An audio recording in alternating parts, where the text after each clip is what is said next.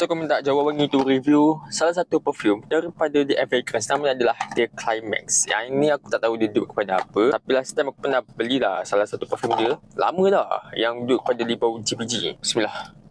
Ketak dia dia. Oh, okey. Spicy ni aku rasa boleh masuk kot. Bismillah. Bagi aku, perfume ni pun boleh tahan murah jugalah. 50ml boleh dapat harga paling murah pun RM70 lah waktu live. Macam kenal bau ni? Ini Most Wanted macam Most Wanted.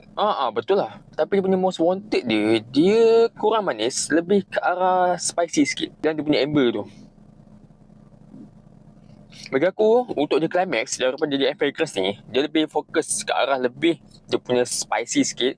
Lepas tu, dia ada lebih ke arah sentuhan bau-bau hangat-hangat amber yang manis-manis amber macam tu, yang raciness amber dia macam tu. Cuma caramel dia kurang manis. Setelah aku berpendapat dapat dengar aku terhadap dia Climax daripada The Fragrance.